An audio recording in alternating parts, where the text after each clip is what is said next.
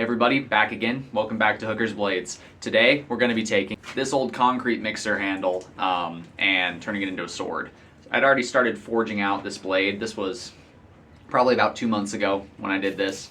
I started forging this out into a blade, just flattening the stock out. I still need to straighten that back out where it's got that bend, but I was forging it out, and when I flipped it around and stuck this end in the forge, found out this was aluminum. It melted.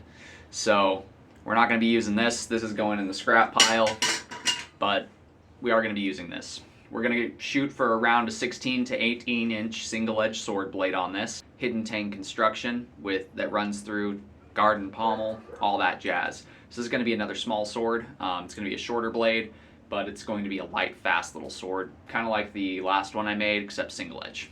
So we're going to start off with forging out our tang before we do anything else, simply because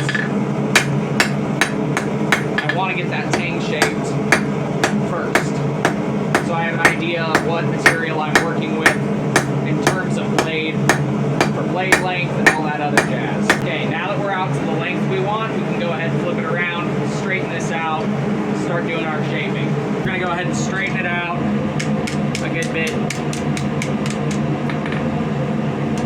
Obviously there's some more wiggle that we're going to have to get rid of, but we're going to go ahead and cut in our tip.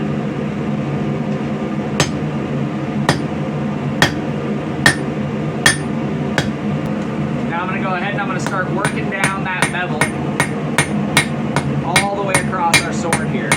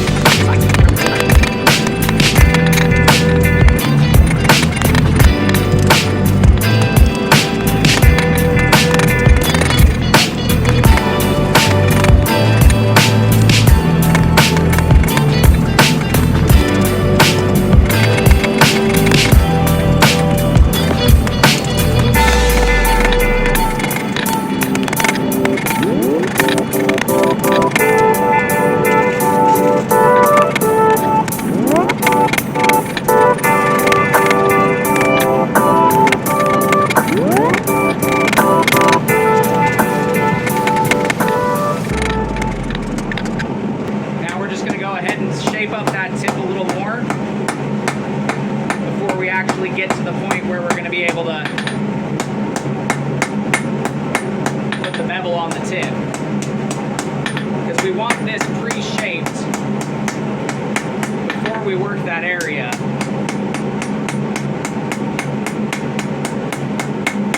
or else it's going to be a lot thinner and a lot weaker when we do get around to shaping it.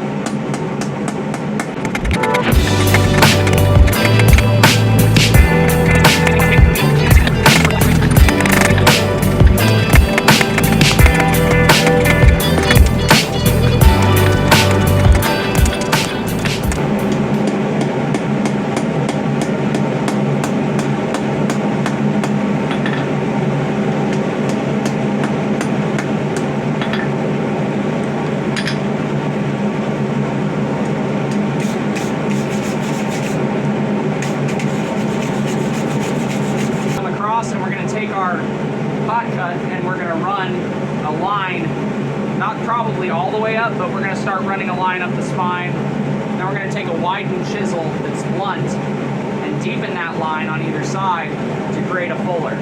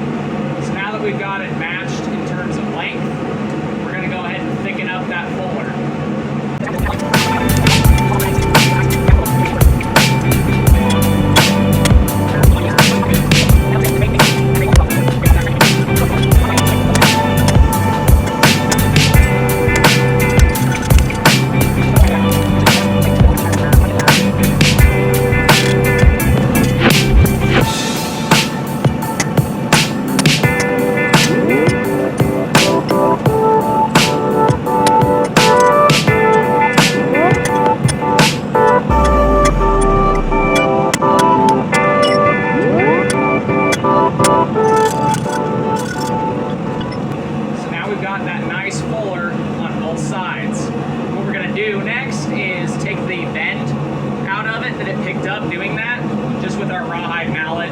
Using a rawhide mallet and not a hammer here is I don't want to mar my steel at all. I don't want to actually move the metal in terms of shaping wise. I just want to straighten things out. We are back from the forge. Everything's cooled down now, and as you can see, we've got a nice subtle recurve to this blade. The point is going to be just below the wrist, so thrusting with this will be awesome. Cutting with this will be pretty dang fun too. We've got that nice fuller that runs the length on the spine and actually follows that curve. If you can figure out how I made a curved line with a straight chisel, props to you. But yeah, we've got our nice little, I guess, Falcutta, Yatagon-esque kind of blade. We've got a 19-inch blade on this, well, 19 and a quarter before grinding. And then we've got a about 6-inch handle for what we're gonna fit up the guard and pommel to. We're gonna be taking this gate latch and making a bottom and top guard. So let's hop over with the angle grinder, get our basic shapes cut out. We'll hop over to the forge, we'll drift these holes to fit the tang, and then we'll go on from there. So we've got our two pieces that will become our top and bottom guard cut out. Now we're gonna head over to the forge, and before we drift these onto the tang of our sword, we're actually going to take our hot cut and we're going to put some lines on these just as decorative lines, and then we'll also bend them a little bit once we get them on the tang of the sword.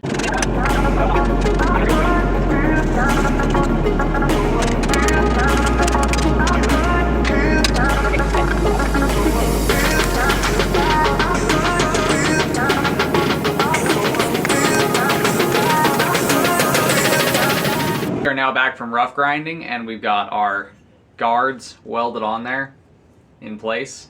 We're going to go ahead and cut off that little nip of excess since we won't be needing that anymore. We're going to heat treat our blade so that way we've got a nice strong heat treated blade.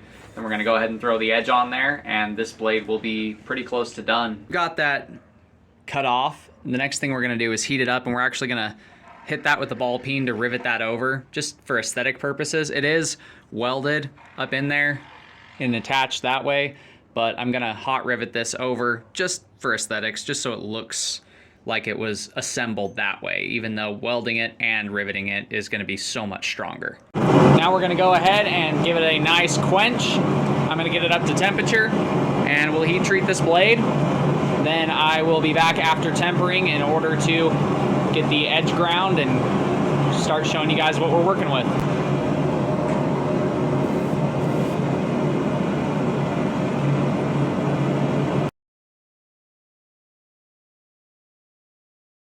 So I'm now back from the grinder after heat treatment. We've got our blade all sharpened up and prettied up. And this is the strangest glue up I have ever done, using paper clips and rubber bands to hold the leather on the interior of these guards. 1 hour later.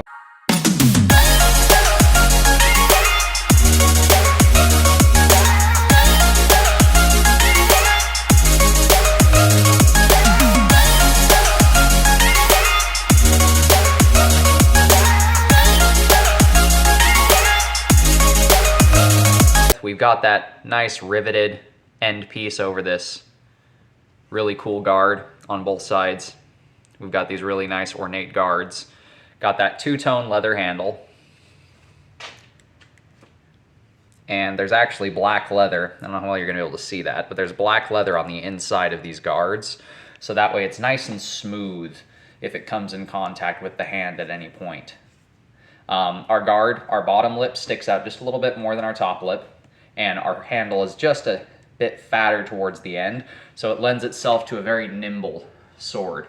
A nice 19-inch recurve single-edged blade with that fuller in there in the spine. And this was a one-day project. So this was kind of me challenging myself to do a one-day sword build. I am sorry for all the fast-forwarded talking. I was originally going to make this into a 3-video series on making this project, but I decided I'm just going to cut it into one because it's a one-day build. I might as well just do a one-day video. So we've got our nice shined up single-edged sword blade with our nice steel guards that are welded and riveted into place. And this sword comes out to 1 pound, 2 ounces. So overall, we're looking at about a 25-inch sword. 19 inches of blade, about 6 inches of handle. I gave it a nice leather braid on the back there with a steel clamp at the end to hold the braid together. But that does it for today's video. If you guys like what you've seen, you know what to do. Do the thing right there. And until next time, God bless, stay sharp out there. If you're looking for a custom sharp object like this, check out the Etsy store.